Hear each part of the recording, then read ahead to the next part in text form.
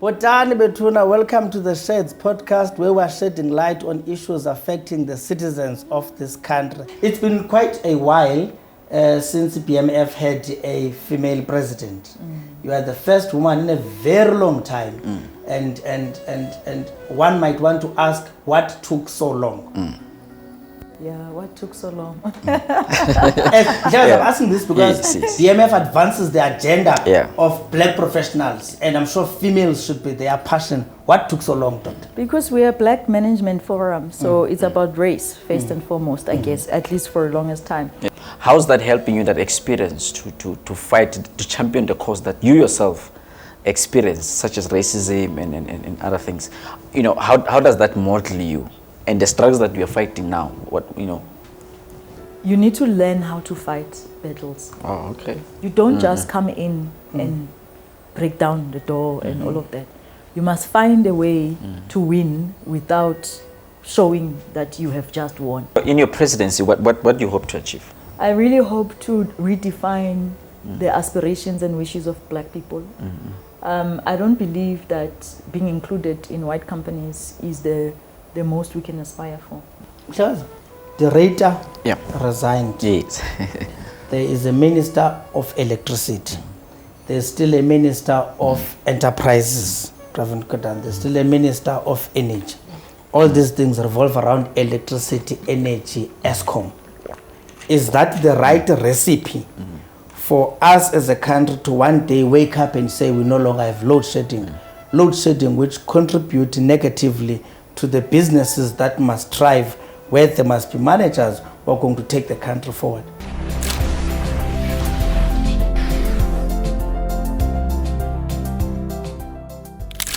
Botani Betuna, welcome to the Sheds podcast where we are shedding light on issues affecting the citizens of this country.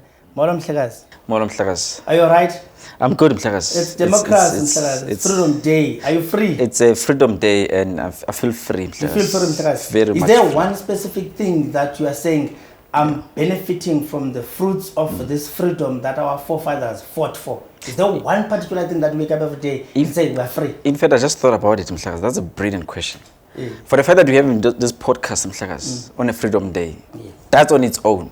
For the fact that we're having guests that are, troubling our minds, that are challenging our minds on important issues that we're discussing as a country. For me, that's a fruit of freedom. Cool, Welcome to the Sheds. We are shedding light on democracy, on freedom, on everything. We want to know today whether the freedom that our forefathers fought for, whether those who are in their graves are not turning, thinking, what are these children doing with what we died for? We want to know whether the country is in the right direction. We want to know whether we are in the right direction. We want to know whether we could have done better in these 29 years as a country. Please subscribe. It is free. Follow us on Facebook. Follow us on Twitter at The Sheds. To help us shed light on this democracy, namhlanje we have Dr. Sibongile VIlakazi. Molweni. Hello. Thank you so much for inviting me. How are you, Doctor? I'm very well, thanks. The president of BMF, VIlakazi. Yes. An organization which prides itself on advancing the agenda of black professionals, she's a perfect guest of today, VIlakazi. Exactly. Especially when you're tackling a very, very important subject. Newly elected, VIlakazi. Wow. And new from the box. Yes. It's been quite a while since BMF had a female president. You are the first woman in a very long time. And one might want to ask, what took so long? Yeah, what took so long? I'm asking this because BMF advances the agenda of black professionals, and I'm sure females should be their passion. What took so long, Doctor? Because we are Black Management Forum, so it's about race first and foremost, I guess, at least for the longest time. And it's a male-dominated organization. 60% of our membership are men. Only 40% are women, and it fluctuates. So for some reason, BMF seems to be attracting men than it does women. And those are the things that now we need to change. Because we're realizing that one of the reasons possibly society has not moved on all the transformation measures that we put for ourselves it's possible that it's because we have neglected the majority of the population, which is women. So possibly, if you sort out the issues of women, you will sort out the issues of the whole country. And that's something that the BMF of yesterday was not focusing sharply on. It was mainly focusing on ensuring that corporate South Africa is including black people, so all black people, men and male and female. But clearly something has not happened as it needs to happen, because we see corporate South Africa is not including women. For some reason, women, they come in. I mean, studies have shown, you go to universities, who are the people who are finishing first? It tends to be the studies, it tends to be largely women finishing university first. Before I know you're itching, before we get ahead of ourselves. I want to read the statement in BMF that it released upon the election of Dr. Sibongile VIlakazi, welcoming him. And I want to particularly read the statement because it contains, it's hitting quite... It's punch. It's punchy on itself. It's very rare that you find a statement of an organization that reflects on itself and even indicates that we've been here, we want now to move here. This is what the statement, which was released on the 15th of April, says.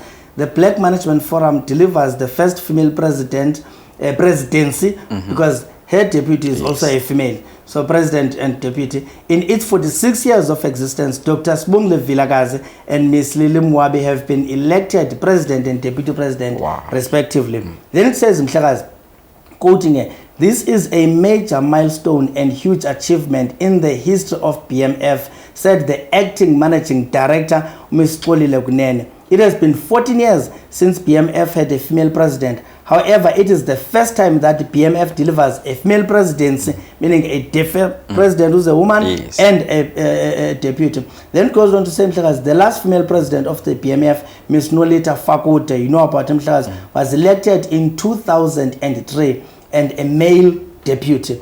Then Dr. VIlakazi saw a landslide victory. Both the president and the deputy received support from most provinces. Dr. Sibongile thanked members for being progressive and putting their trust in women leadership. Then she says, "I am committed to bringing integrity back to the organization and developing BMF-type managers and leaders." That was what she said. Then she says, Dr. VIlakazi undertook to take the BMF to its former glory, where it occupies the center stage to all transformation matters and leading on policy issues. She also called on the corporate members of the BMF to engage the organization and foster a mutually rewarding partnership. Then she was about Dr. Sibongile VIlakazi is a business strategist and academic. She has a doctor of philosophy in organizational development and diversity management. She has worked for the global research agencies and worked with brands such as Procter and Gamble, Nedbank and Unilever, and all of that. Then it goes on to talk about the deputy. The female presidency has to deliver on the hopes and aspirations of not only its members, but the young women. This is what Mhlaz was saying, it hits hard on itself. She promises to restore it to its former glory. She urges members to now take charge and ensure that issues of transformation are taken up. Do you agree with this statement? Well, we put it out there. So this is the statement. We have to agree. Why do you say you pledge to restore BMF to its former glory? Are you of the view that somehow it may have deviated from what its actual original objective is? Before Nkosana asks that question, there's a question Nkosana wants to ask. But before that, yes. Yes, I think it did. We did find ourselves lost for some time, because our mandate is very clear. It's socio-economic transformation. That's the end goal, and we do that by developing managerial leadership skills. We are the thought leaders when it comes to how do we transform the country, or at least we were, until I think in the past few years we've forgotten that a bit. So we want to go back to that. You look at measurement after measurement. It's telling us that when it comes to transformation, we're not moving. When it comes to economic growth, we're not growing. Everything that the BMF, when it was set up, wanted to do, we are not even near Yes. on the right track. So it basically tells us that we need to reflect. We can't keep on blaming everyone that you're not doing this, you're not doing that. We also need, because we must have our own KPIs. And if we are not ticking our own KPIs, we must reflect, where have we gone wrong? It might not even be that we've gone wrong somewhere. It just could be that the environment has changed. And therefore you need to change with the environment and be more relevant. So that's where we are now. So we are saying now, let's reflect. We want to see the country doing well, particularly for the target market that we have chosen, which is black people and black women as well. So, yeah, what do we need to do differently? The policies that the BMF of yesterday came up with, affirmative action, the blueprint, employment equity, BEE, they were necessitated by the conditions of the time. I mean, when BMF was started, the main thing, we were in apartheid days, 1976. Yes. Like, people were not allowed to be human, let alone to be managers. And the need then was that we want to be recognized as managers. We are doing it already, but we are not being called managers. We are called all sorts of names, foreman, supervisor, whatever name they can use, but manager. So basically you want your rightful standing as a black managers. Yes, that can you be recognized for who we are. Having gone to school, professionals, educated, sometimes even more educated than the white managers of the time. So that was the need then, that recognition, and then it moved from recognition to let's do something about this so that we drive it for many other people, not just ourselves who are in these spaces or in the workplace. Yes. So then it flew from that then let's create policies or think of policies and then lobby. That's when it started becoming a lobby group.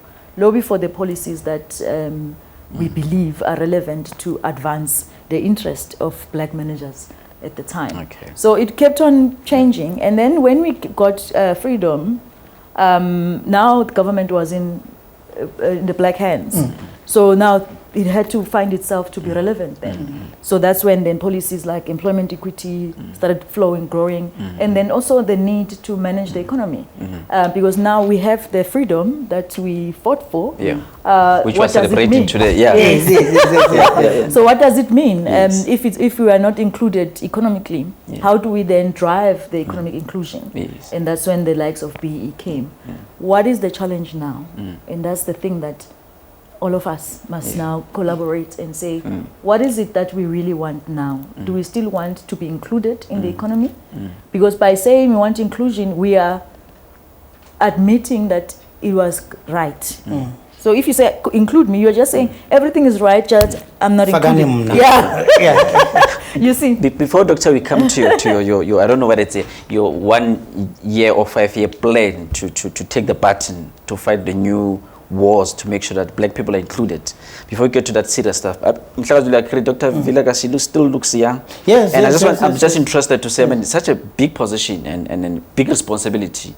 Where were you born? You know, how, what made you to say one day I want to be to sort of like to be involved in matters that uplift, the lives of black people, especially for BMF. Where were you born? And So I come from a small town, Piet. Oh, Piet. Okay. Do you even know Piet? I know Piet. Oh, is it? Most people don't know Piet, by the way. Most people don't know. So so it's a small town. When I grew up, nothing happened there. Okay. And my dream was to leave Piet. I was one of those that I think my peers then would have said I was snobbish. They may not have used that word, but probably because I was always an outsider. I always felt the space was too small for me. The way, the lifestyles, I mean, if you were not a teacher, you were a jail warder or you were police. Like the environment was just predetermined for a black person, what they would be. I don't know, for as long as I remember, I've always wanted to be someone. I wanted to I wanted make a contribution. No, not necessarily contribution. It started as I want to be someone, like I want to matter. I want to do things that matter. It's something I remember. You wanted to be a woman of substance, to add value. Not even woman. I didn't relate it to being woman. I just really, as being a human, I wanted to matter. I wanted people to know about me, like for as long as I remember. And in a space where everyone was comfortable with the environment that they were in, which the environment was not progressive. So then the only thing then would be you must leave the space. I remember we had Nelson Mandela coming to visit. It was just before the elections. Okay. You know, the 1994 elections. 1994 elections. You know, they were visiting all townships and all of that. I was doing Standard 3 in class at the time. Oh.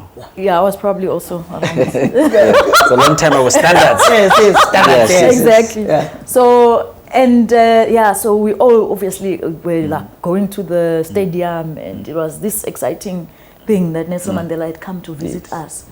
And then in his speech, he spoke about opening schools for black people to go to white schools. I remember I hung on to those words that I want to go to a white school, and he said it will be for free. Education will be for free, and then a black child can go to a white school. Yeah. I mean, I'd never like really interacted with white people, but those words, I hung on to them, and I knew I want to go to a white school. And I went home and I told my mom, I'm going to a white, like for me it was a given. I'm going to a white school. And like, so I mean, being an adult, she looked at me and she knew, I mean, really, it was a dream. These kind of things don't just happen. I mean, how does it happen? But I hung on to it, and it did happen. So it's one of those things, when whatever you dream, it actually does come true. And it did happen. I did achieve the dream of leaving Piet Retief to go to a white school in Secunda.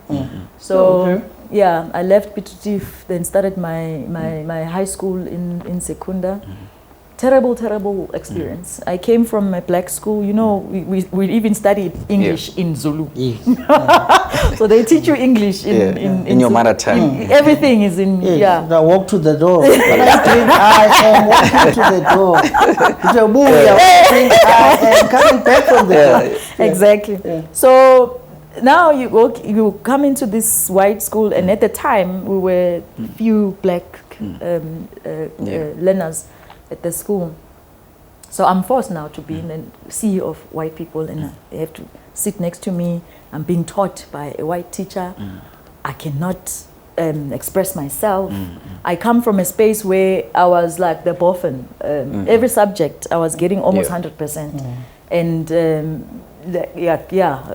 everything babies were it's called Kosendao. It's called Kosendao. Like I was quite clever. Now I walk into this space where suddenly I'm on the verge of failing. Wow. And I don't know what that feels like and what it looks like. And I'm intimidated by my classmates, by the environment, by my teachers. Traumatic experience. But at the time, you don't see it as trauma. You just see it as, oh my God. Until you reflect. Yeah, that actually, that was, I was thrown into a deep end, and it was traumatic. So you either, you react to trauma. All people react differently. Yes. My reaction to that was giving up. I started bunking school. I was one of the bad girls at the toilets smoking. The white kids. So you experimented with dacha? No, not dacha, but cigarettes. Thank God I was puffing. I never learned how to smoke. Otherwise, I probably would be a smoker.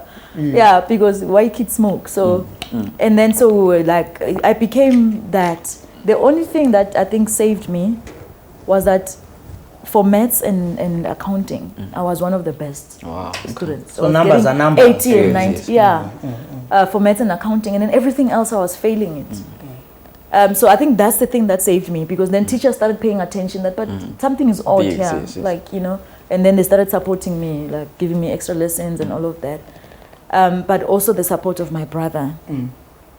Like we all need someone who believes in us completely. Like my brother was that for me, believed in me completely. When I had stopped believing in myself, I had literally given up. I wasn't studying, I was just getting by. And so now I'm in matric, and it's very clear that I'm going to fail matric. I failed basically all the terms. First term, second term, prelims, failed. It was very clear I was failing, and I'd given up. Gee. I had accepted my fate. And then I wake up one morning, and you know, as teenagers, we had these pictures on the wall. Tony Braxton, Tevin Campbell, you know, Yes. all of these. The Americans R&B artists. Yeah, so we had all these, it was a thing then. So I wake up, and then all of my pictures are gone. I mean, those were like our treasure. You treasured them, yeah. All my pictures are gone, and they are replaced by a motivational. I mean, my brother even went to the extent of laminating some of these things. Like he went and Is this your older brother? This is my only brother. He's older, and he's my only brother. And then he had put all of these motivational things, and the two ones that were right in front of me, the ones that changed my life. One was, in life you can make one silly mistake and regret it for the rest of your life. Wow. And then the other one was, if you want to live like a king, you must work like a slave. Wow. It completely changed my life. Those just two, that when I woke up, I saw them, and everything else was gone in the room. I literally woke up, then I had failed my prelims. I woke up right there and then. I did not want to see myself failing Yes. all of a sudden. So it just sort of like picked you up, It your spirit. picked me up, and I was now identifying who's best at this, who's best at that. Going to their house, show me how it's done, and voila, I did very well. And that taught me, that experience taught me a lot of things. The one thing was when you are excluded, like for instance, I was not doing well because of language, nothing else, not because so there was language barrier. Yeah, it was a language barrier. So then the need for inclusion it started. Yes. The seed was buried for me then that people need to be included, not because they may not be doing well, not because they don't have what it takes, but simply because the system is excluding them. So those seeds were planted, and then the next seed was that I can do absolutely anything I put my mind into. Absolutely anything. I literally woke up last minute, and my final results were amazing. You can't believe that this is the same person who was failing throughout the year. Yeah, throughout the year. And then, so I learned that everything is within my reach. I can do absolutely anything that I put my mind into. So those are the things that then shaped. Yes. Then obviously, then I go to university. Tekis University, very racist. So my first real experience of racism was at Tekis. Also traumatic experience, shock to your system. What is going on here? You know, this one experience, there were me and my roommate at rest. We were the only ones on the floor, 7th floor. Actually, we were the first ones to arrive at rest. And then this one day we wake up, actually like doors, by someone banging on the door. Was this in the morning or at night? At night, middle of the night. Yeah. Someone banging on the door. We wake up, we open. These girls saying, come, look at what you've done. We leading us to the bathroom. We get to the bathroom. Someone had washed their hair. I don't know if it's their hair or what, but it was greasy. Yeah, we know they were in the bathroom. Yes. Like, see what you've done with your greasy hair. Gee. You know, I clean it up. I mean, you're like shocked. In the middle of the night. Sure. Yeah. You're like, what is going on? So those experiences were like also traumatic. But then I got elected as one of the House Committee members at race. Why I got elected? Because Tekis had affirmative action rules, 70% rule, 30% rule. So they had to, everything on campus had to be 30% black. They were forced, and then the 70% so that they start bringing in the transformation slowly. So they needed black people to meet the quota. Yes. And now here I was coming from a multiracial school. When I came, some of the white girls, they noticed that, and they told me that, because I came in just as a human and I was interacting with humans. I didn't realize that there was this thing called racism here, because now I had come from a white high school, so I'm used to whites now. And then apparently they were like fascinated by my approach to them, towards them, and all of that. For me, I didn't even pick it up, because for me they were just girls like me. But then that apparently then made an impression, and I was the easiest to identify with if they need some people. So since then they were forced, then I was elected, obviously, that this black person that can be included. So there were 3 of us. But now Tekis then was very much Afrikaans. It was still transforming. Yeah. So, yeah. So you did your subject in Afrikaans this way? No. We had English classes, but majority were... So the culture was Afrikaans. It was an Afrikaans. Domineering. White residents named after white. Afrikaans, yes, everything. So, yeah. So now I'm part of this house committee thing. Very prestigious amongst the black people when they see you. You know, you're... So you had to wear heels and then... Yeah, like the blazer. And stockings. And the blazer and, you know, and like the dresses. And like, it looked very nice. Like, I mean, even look at my pictures now, I'm like, actually, I had made it. But I hated everything about it. One, I hated the fact that I didn't have a voice, but it wasn't even hate, because then I didn't have the words. Okay. Something was happening to me, but I didn't know what it is and what it was and what is it. All I knew was a feeling like I'm suffocating. I'm trying to grasp for air. And I don't know what's going on, but it feels like that. And sometimes I don't want to wake up because the moment I'm out, everybody, hi, miss, and everybody wants my attention. But I hate the space that I find myself in, because in meetings they speak Afrikaans. You don't have a voice. When you say something, there's an idea that you put on the table, they just look at you and then they continue doing whatever they are doing. And then Caroline says the exact same thing that you've said. And then suddenly, wow, brilliant idea, let's implement it. I hated that with everything in me. But because I didn't have the voice, I didn't have the words. Sure.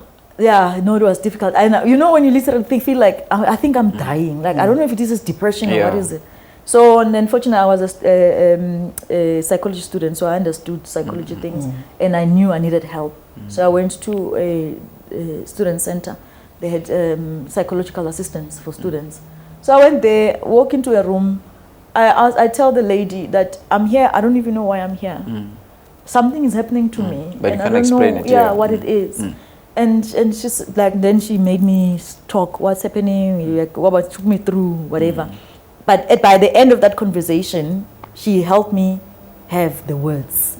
And it's amazing how just knowing how to describe the thing that is happening to you can liberate you.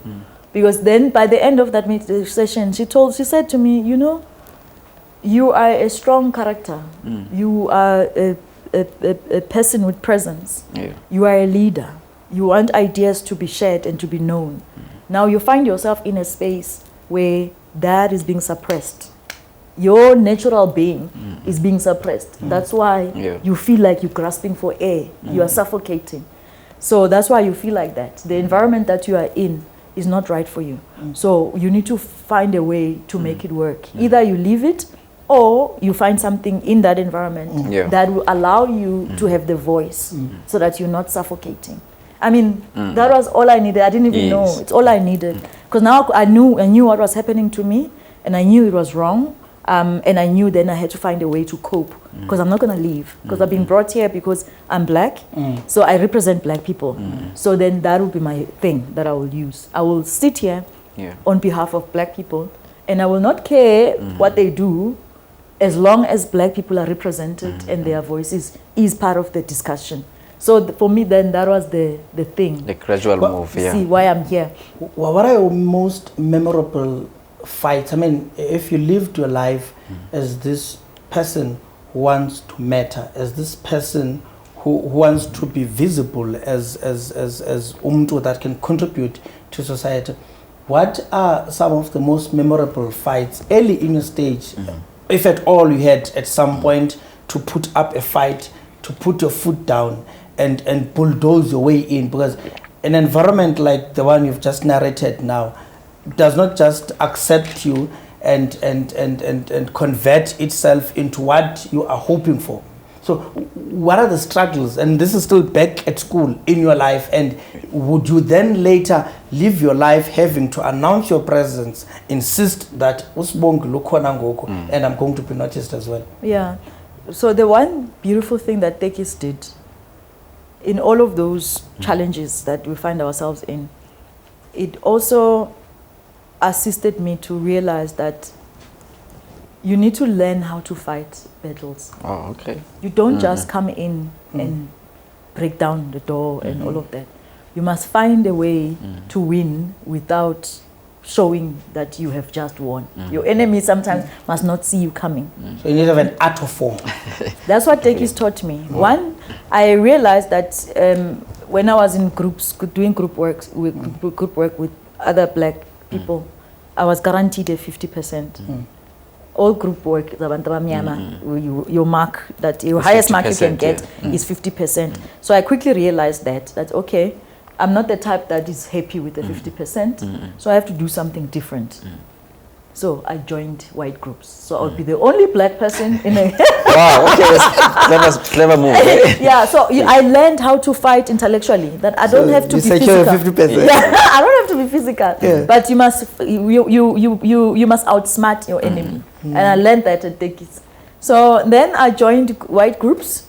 Then I was secured my 80% minimum, 80-90%. Oh, okay. And also I was visible because I was the only black now in a white group.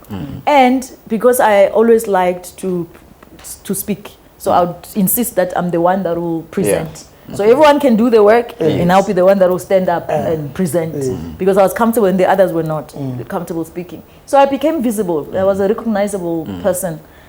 And I was preparing for that because I was doing psychology, and psychology is highly competitive. They only choose 10 students per year to qualify to continue in your masters and qualify as a psychologist.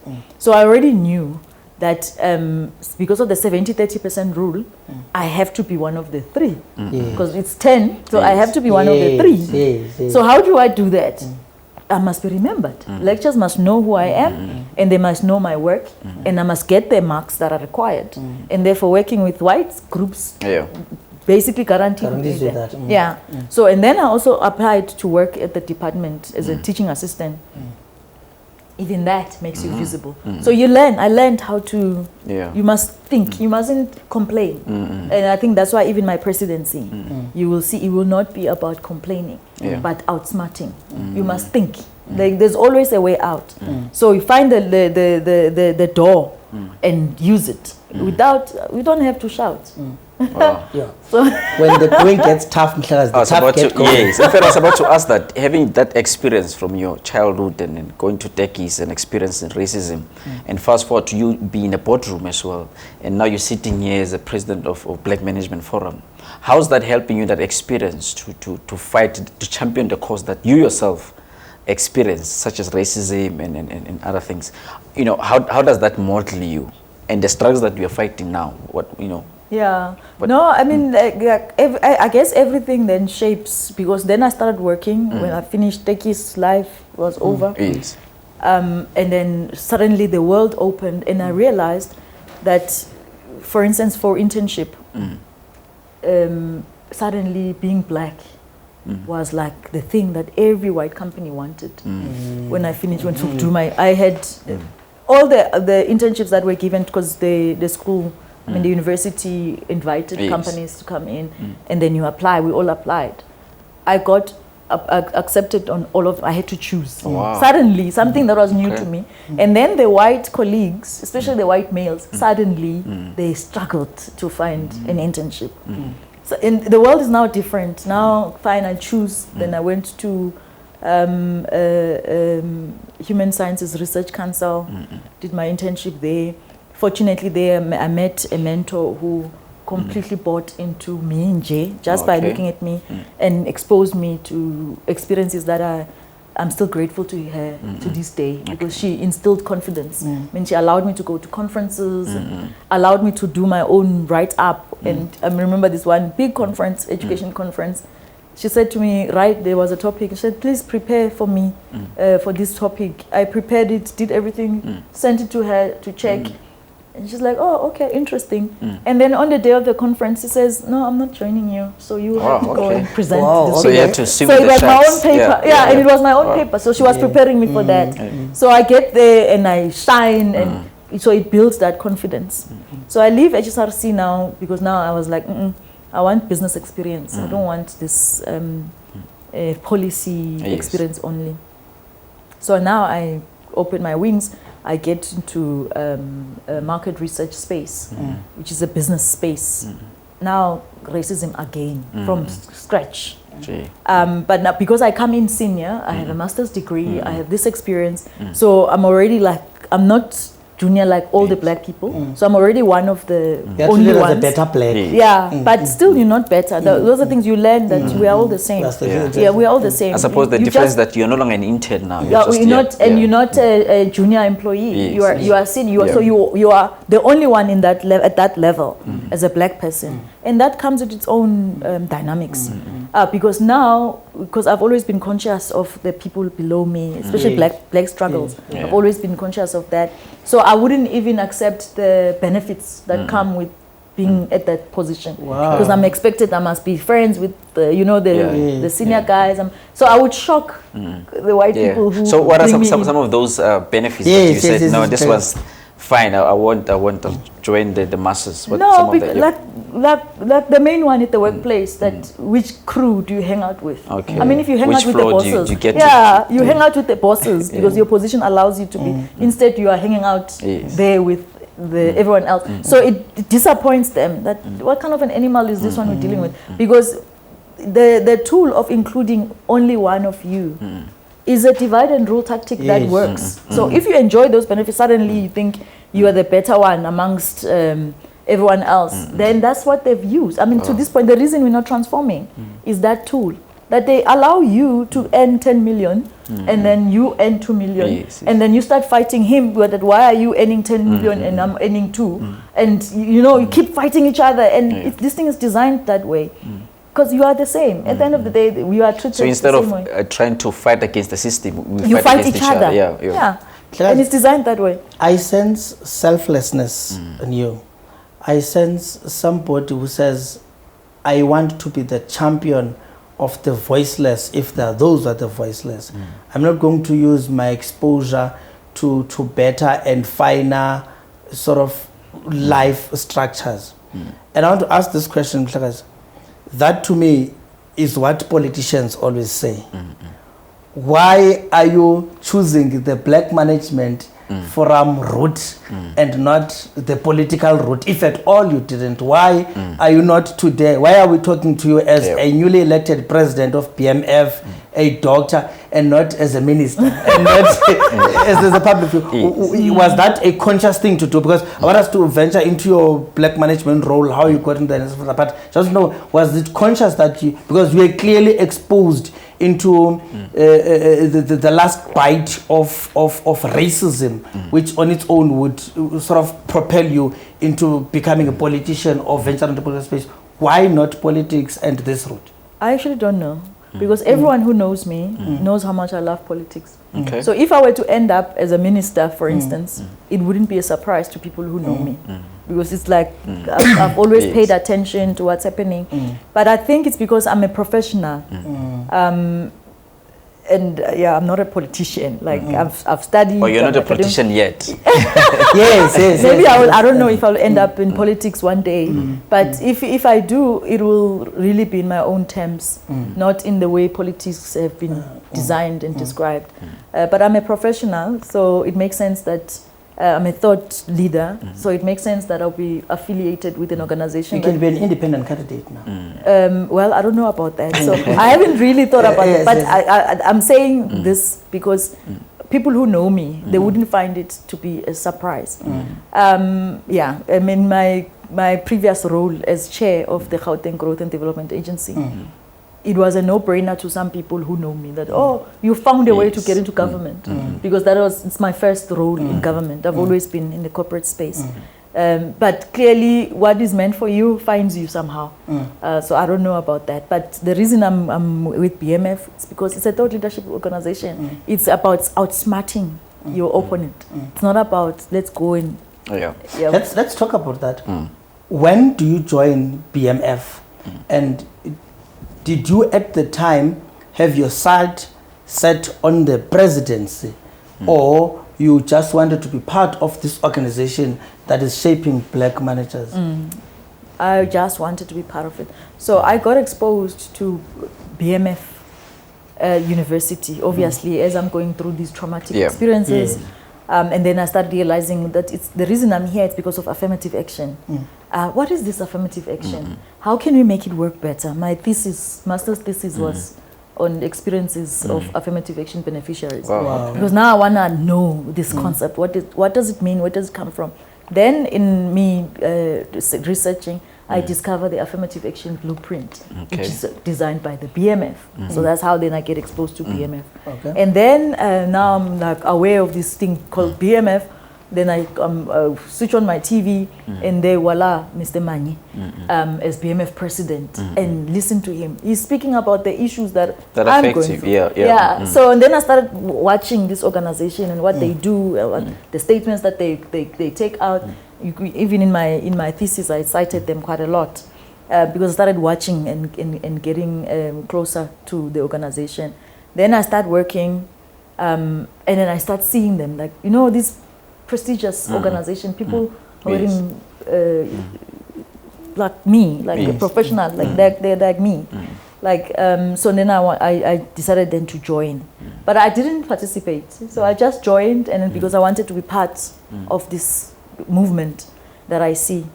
And then I would receive, like all other normal members, I receive communication from the BMF. Sometimes there's this talk, sometimes there's that. I choose to go and listen. I'll sit there at the back and just listen to whatever is going on. But I wasn't participating until this one moment. I decided to attend. I got a communication that there was an induction, Gauteng induction. It was here at the office. So I decided, let me come to this. And then I come, and I mean, robust conversations discussions, and debates. About deep stuff. About issues of the time. And at the time, you are shedding light at that time on issues. But amongst peers. And for me, that was like this inspiring thing. That these are my peers, and that they have such insight on things, and I want to be part of this. Like I want to be involved. But then at the time, so I had been tasked, I was part of the ANC, by the way. And then I had been tasked, ANC Middle Strata. I had been tasked to come up with a policy position on the economy. Okay. So it was a stream that I was leading. So I had people that we were working with. When is this? I can't remember, 2009 or something, I can't remember. But it's a few years ago. And then it can't be 2009. Okay, but anyways. Because I'm thinking about Gia as Gisa. I want to find out whether she contributed to those. No, it wasn't that. So it was, we needed to come up with a voice of the professionals on the economy and how do we grow and develop the economy. So we were working, other professionals like myself in the middle strata. Then they decide to disappear, as usual, like people. Disappearing act. When it's time to work, people just disappear. So we are catering. And you call, where are you? There was a gathering that, I think it was Godongwane at the time. They had set it up that then we'll meet. The current Minister of Finance. Yeah. Okay. Yeah. He's been around for a while in that space. Abo Paul and all of that, they will be there. And we needed to present the views of the middle strata, the middle class, professional class. Now everyone is gone. I'm not an economist or anything like that, so I can't really. You're just leading that stream. Obviously. So I need to gather everyone. Now I'm left alone. I don't know what to do. Then at this session now, at the Langa Mangeli was sharing the session. Then he mentions that the BMF has just concluded workshops on a position on the economy and how economic development and all of that. I'm like, there is my solution. So I approached him after the session that, can you come to this session and present that position? So obviously he's excited that at least he can be aired at the right platform and the right people can get to hear the views. So he comes. And that position paper became like the thoughts that time. Everyone was so excited discussing it and all of that. Okay. And then long afterwards, he's like, but why don't you come to the BMF and do this and help me to do this? Come as my head of policy and research in my PEC. And that's how then I started contributing, being active. And from being head of policy and research I went to lead my branch, which was Sentin. I got elected to be chair of Sentin. BMF at then it was just not doing so well. We're not out there like so, especially BMF Gauteng. So then we turned BMF Sentin into BMF Gauteng because of the activities, the visibility and all of that. So everyone was just seeing Gauteng, being busy, being BMF Sentin and doing the work of the BMF basically. We involved in policy work, involved in advocacy work. So, and then from there, it became a no-brainer that then I should be chair of Gauteng. Then I became, was elected to become chairperson of Gauteng province. And then from there, here you are, you're president. I think we've got a lot of ground to catch up now. I just want to find out, in your now presidency now, I suppose it's still new, but what are the top, sort of like plan, I don't want to say your top 5 plan that you, during your presidency, you want to achieve? Hold that question, and there's a reason why. I want to first find out before she gets on the plans. BMF is 60% male, 40% women. How did you maneuver? How did you get, because for you to become a president today, you would have had to be voted for by men. Exactly. Now, was that a strategic move on your part, or was it because it was felt that we need a woman president as BMF, or you had to convince those men and say, guys, it's about time now? I just want to find out, how did you get it right? I think really it's timing. It's being at the right place at the right time, and also being a leader. That, I mean, some of the men that I have contributed to me being here have said, you know, when we speak to you, when we're all sitting down, we forget that you're a woman, because what we see is your thoughts and your... so I think that's one, just the timing, that because you are a leader anyways, people see leadership. So being a female then becomes secondary. But also men in the BMF who were conscious that we need to bring up women leadership. One of those that I owe dearly to this, Usaki, he was a member in Sentin who signed... Saki as in Saki Matrozo? No, Saki... Okay.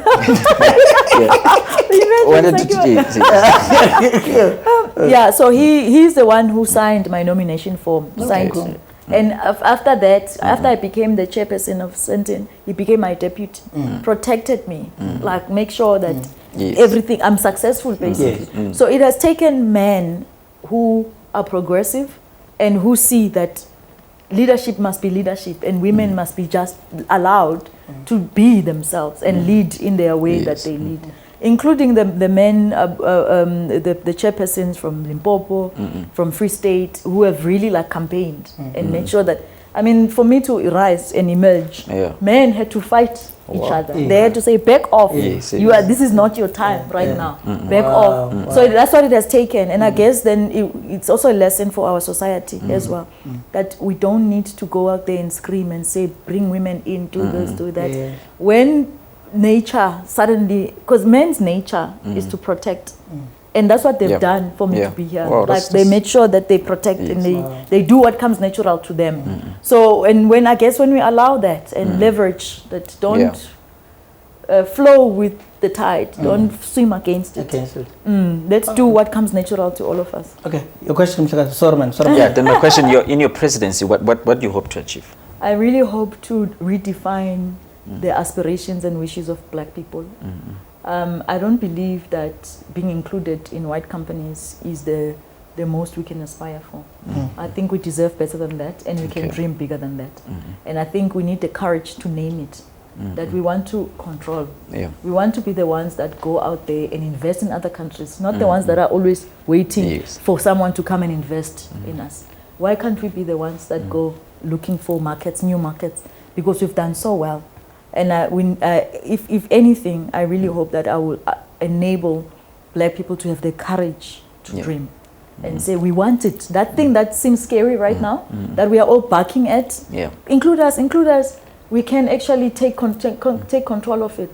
Find the levers that we can pull and unlock to ensure that we become the people that we are always destined to be.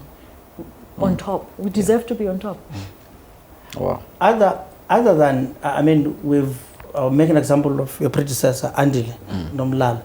Other than only seeing a BMF president conducting interviews, criticizing ESCOM, criticizing ministers, President Gordhan, commenting basically, what to a person who does not understand the practical role of BMF, other than sponsoring a commentary when something major is happening, let's say a new minister of electricity is appointed, you call BMF, or a new board is announced and this board does not have black person as a chairperson or a woman. What is it that on daily basis, and this is what then goes back to the question that you want to assist and all of that, what is it that on daily basis BMF does? What does BMF get up to, and how do you then influence government? Because for all the things we're talking about, government must be influenced, corporate must be influenced, but you are not their boss, can't go and say do this, don't do that. How do you then contribute as BMF, make sure that these black leaders that you want to make sure that are propelled and do away with issues of tramping blackness and things like that are done away with? How do you do that? Yeah. So actually the commentary, I think you will see less of that from us. We will not be barking. I don't believe in that. We'll be doing the work of the BMF is in research. So we need to be coming up, understanding what are these different research studies are saying about the issues that we are dealing with, and then how do we find solutions based on what everything that we see is what it is, and then those are the solutions that we take to government, to corporates. And that's the advocacy role that we play, that we bring all the partners that need to be brought around the table to ensure that the ideas that we've thought that this is the way we must approach this issue, then everyone else must buy into that. So that's essentially that's the day-to-day job of the BMF. So it's not in essence, you say it must be driven from the research point of view. And I want to follow this with that, especially, I mean, in recent times, I mean, you've had criticism to say that the black control of most companies on JSE, they're still, the representation of black people, it's still lacking there. And some have tempted to say we've sort of like regressed. Yeah, we have. And what's your... No, we definitely have regressed. And my view is that it's because we've been looking at the issue the wrong way. And we need to find a way, what's the right way of looking at the issue? Forcing people who started businesses, however they started them, we don't know how they started them. But can you imagine you start this thing and you grow it and you go through all the pains, because it's not easy. Just because you are white, yes, there may be conditions that enable you to do better than you would have, but it's still not easy. I mean, you have to have extreme discipline to start and grow a business. And then once you've done all of that, and then someone says, I want a percentage of this business, I want to own it, I want to do this. Anybody would resist that. Even if you understood that it's actually good for you, you would still unconsciously resist it. So probably that's not the way to transform. And what's the way, Doctor? How would you like it to be done? We need to flip the script. Like I said, who says we cannot be the ones that become investors? Why do we think that our ultimate success is in us running someone else's company? Why can't we start our own? And be supported in starting our own, and decide what economy is best for us? Why is it that a black woman on the streets who has raised her children selling amagunya and all of that, we start seeing it as something that is, I don't know, no one, because they make money, but because we don't understand how that money is made, we just look down on it and we keep it small because we don't understand what it is. So that's why I like the Township Economic Act that has just started in Gauteng now, because it is trying to flip the script. That the very place that was designated as a hellhole, once you are there, you will never come out in the townships. For you to come out of the township and be someone, like some of us, those small towns, you had to have something in you that was bigger than the space. But under normal circumstances, you are put there to die there and never grow.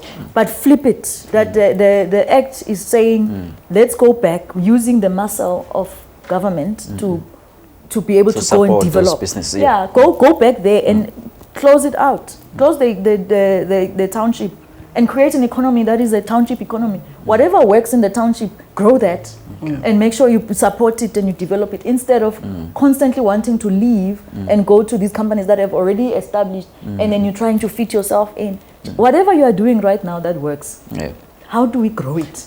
Doctor, the township economy, which I'm sure you've noticed, there is a mushrooming of shopping centers and malls in townships, which then sort of make the role players in the original role players in the township economic space be the small guys. If I live in Soweto, in Alexander, in whichever township, that's Kaili, Tinyanga, wherever, if I used to buy tomato from the street, now I and then buy it. A shopping center emerges there, and then there's a fruit and veg there, there's a Pick and Pay there, there's a Checkers there who are selling this stuff.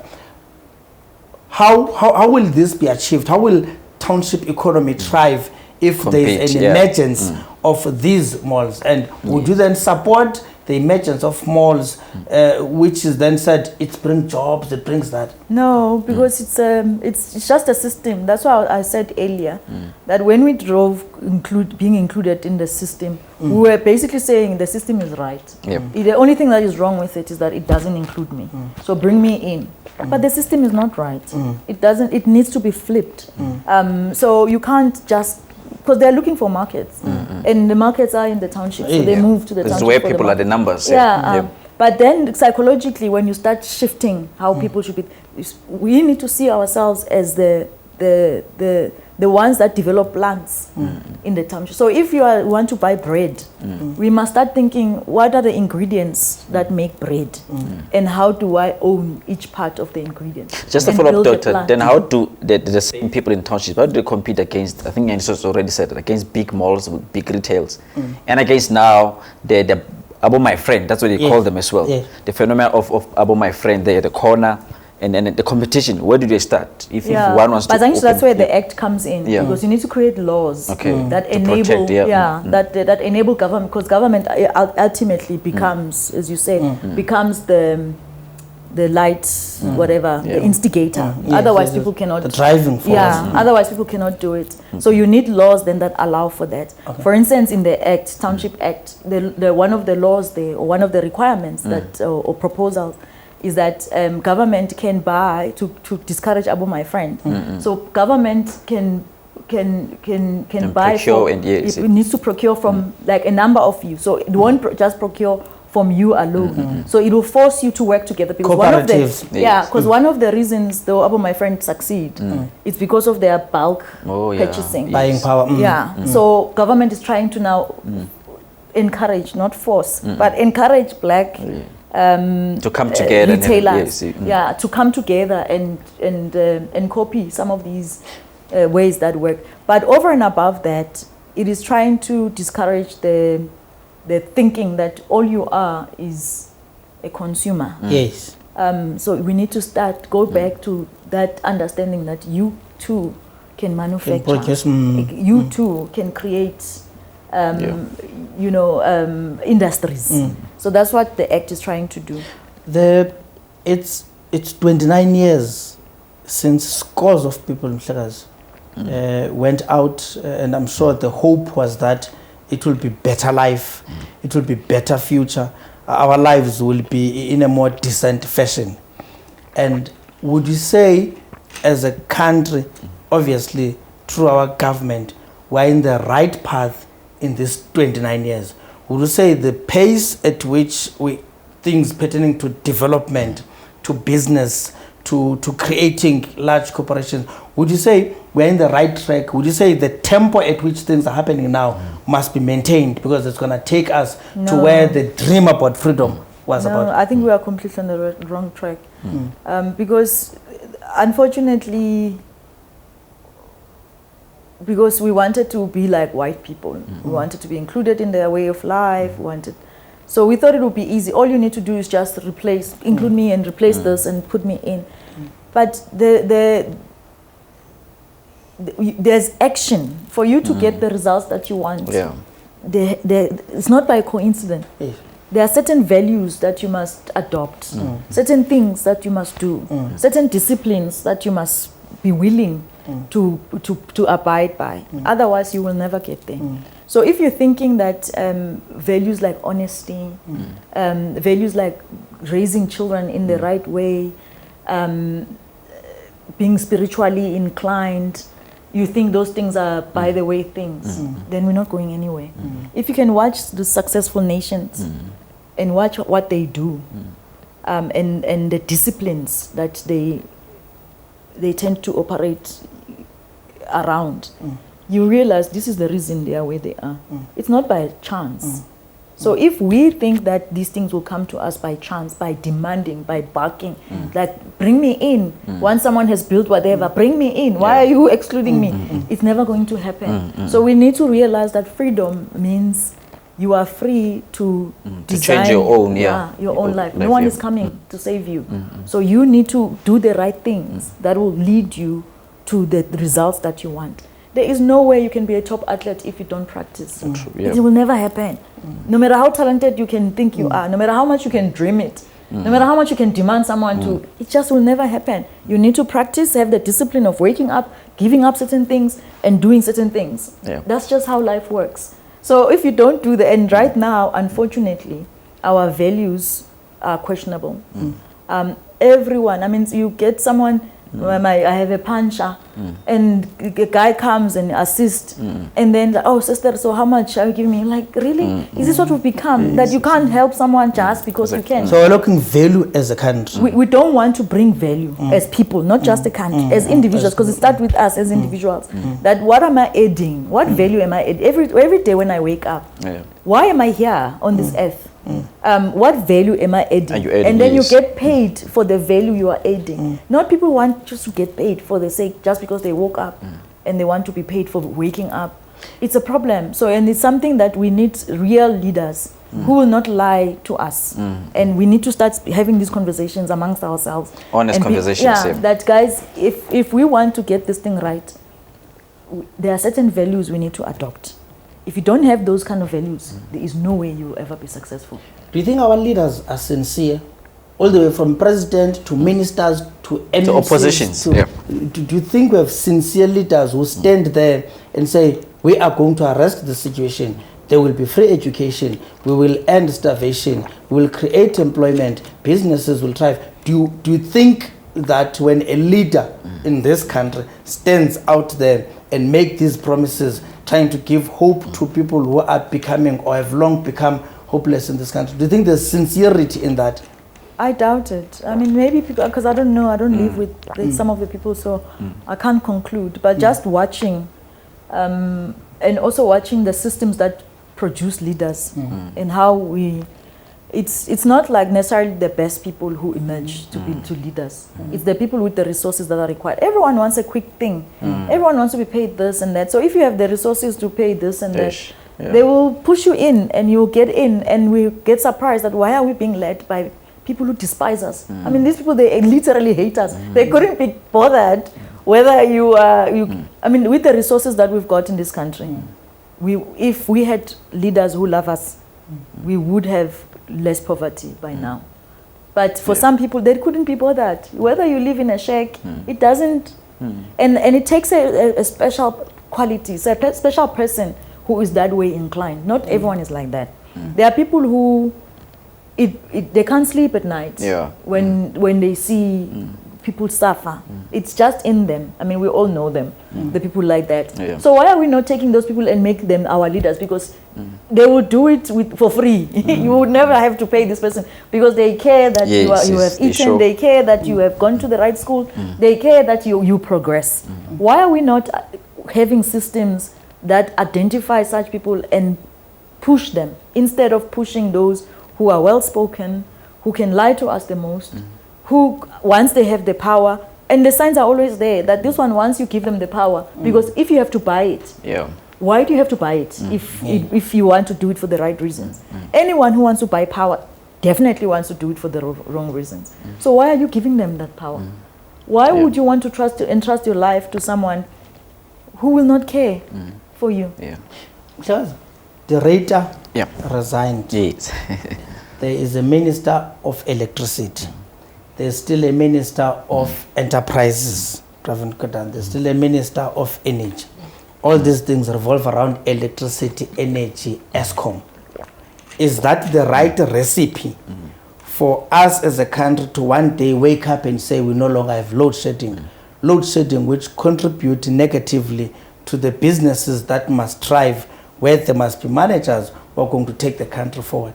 No, it's definitely a recipe for disaster. I mean, who ensures that we have electricity? Yeah. Because ministers are just up there. Their role is oversight and making sure that things are happening. The real people who do the work, how have they been enabled? Because because we are a country of quick fixes, we don't want to do the things that A plus A will lead you there. But we want quick things, magic. There's no magic in these things. So you've put someone else on top of someone else so that you avoid holding the person that must be held accountable. You want to avoid that, but so and so, your job is to do this, and why is it not happening? If it's not happening, leave. If you feel that you can't do it, leave. So to avoid doing that, then you bring someone else. What is this person going to do? Doctor, as we're about to wrap up, I think we're getting there. We're about to wrap up. My question is that we're celebrating Freedom Day today, Doctor, and what you see in our country, and unfortunately, we get records, world records for things that are not right, not for good things. We know that even statistics, I mean, going back to the research as well, I mean, we are known as the most unequal country in the whole world. And the gap between the rich and the poor is getting bigger and bigger every day. What do we think, again, based on research, where are we doing things wrong? And how do we go back? How do we fix this? I mean, it's more than 29 years now into democracy. How do we fix this in Freedom Day? No, we have to challenge the system that keeps reproducing itself. Yes. Because we didn't challenge it. We just continued where it was. And we hoped that, because one of the reasons why we have such a disparity is because of the pay gap, for instance. You've got, it's a fact, it's been researched and known. White people in same positions and but more than they earn more than black people. So Jacob earns more than you. It's a fact. So we thought that we didn't even challenge it. We just thought that if you bring you in so that now you earn more or less the same, then it will solve that problem. It doesn't solve it. Instead of challenging it and say, let's do an audit and start from scratch, that everybody must earn this much. We have laws that go against that. No, you can't challenge that. It's confidentiality. If you were to discover that Jacob earns more than you, you must explain how did you discover. The system just protects itself. So until we have the courage, and until maybe we're tired, because maybe we're not tired yet. Because when people are tired, then they will ask the right questions. So we just, so we can, I hope, get to a point where we start asking the right questions and really flip everything. We are celebrating democracy because it came about as a result of elections. It's the general elections next year, 2024. And what is your message to the voters? And this is because powers that be in this country, governance does not arise without elections. There has to be elections, then from there its systems go on issues of governance. What is your advice to the voters? Taking into account that there were about 14 million who didn't vote in 2021. Yes, a huge number, And municipalities are hung. It's mayor today, it's not mayor tomorrow. The executive is dissolved. We might be faced with the same problem next year at a provincial and national level, where it will be hung provinces and a hung country, where today... So you're saying that 1 month we might have a president, and the next month we may not have... The next month might be Umhlekazi, you might also be a president, I might also be a president, the entire And all of this is contributed to by voters, right? What is your message to the voters, which will then translate into what becomes of this country moving forward? Because our role as voters end when we cross the X. After that, its systems go to those whom we voted, and the mess ensues. Yeah, and it's terrible, hey? Because people are feeling helpless, that they've been on this road. They get promised, because when you're desperate and you really want to see your life changing, you do believe these promises, and then someone is in and they forget about you. But we can't not vote, unfortunately, because it creates challenges. So people must go out and vote. Vote differently. If you've always then voted one way, then try the other way, so that at least, because it's irresponsible that people fought and died and for this right. It seems minor now, because memories like that, people, after a while we get exhausted. So we think, what's the point of voting? You need to vote. It's a right thing to. Actually not right. It's a responsible thing to do. It's an adult thing to do. But then once you voted, don't vote for people that you want to then blame for all your problems. Once you voted, contribute. The power of civil society can never be underestimated. So contribute in your society to ensure that you see your society going in the direction that you want. You can't sit and just be the one that constantly pointing at what's going wrong. I mean, organizations like the BMF, we are a civil society organization. We don't get paid for the work that we do. We do it because it's a responsible thing to do. So it is not a side hustle for you? No, we don't. But it's a responsible thing to do as a member of society. You need to pick a cause and drive it. Whatever it is that you are interested in. You must pick a cause. And drive it. But when you think, I'm going to vote and then have a reason to blame so and so, it's and wait for the next 5 years. And be despondent and let's be active as civil society. Let's participate. And be clear that we don't vote people who hate us to lead us. But at which point you get to know that this person will hate? I mean, the promises are they are closed. You must read those manifestos. They are closed manifestos. The manifestos does come in thick documents and all of that. But we thank you. We thank you, Dr. Sibongile VIlakazi, newly elected president of the BMF, and you've just heard him tell us they don't get paid for their contribution to coming up with policy, a policy that must influence the future and direction of this country. Are your policies ever refused? Do you, when having come up with the policy and say, Nancy Ndlela of changing this country's economy, government? Does government ever said, no, you're talking nonsense, we've got our way? Because remember, they're implementing their manifesto. Do you find a situation where there's the brilliant policy coming out of BMF and government says no? No, I mean it's a collaborative effort. So there are others who also bring their own ideas and all of that, and then all bring to the pot, and the best ones emerge all the time. So we must strive to ensure that whatever we bring on the table, it's irresistible. It must be a no-brainer when you explain it to someone. Let's adopt this because it makes perfect sense. Good luck with your presidency, and big up to those men in the BFF who rallied behind you for support. It can be done in Mhlekazi. This is one time where men at least can be highlighted as having done something good, which contributes positively. Dr. Sabuleka Kulman, this is the Search Podcast. Please follow us, subscribe. Don't just view, subscribe. And it's for free to subscribe. It is free. You're not charging anything. You won't have your money taken miraculously in ways you do not want. Just press that button and be a member, and we can go on like that. Thank you very much, Dr. Sibongile. Thank you so much. I enjoyed this actually. Okay, cool. We're glad that you enjoyed it. Thanks, we're glad that you did.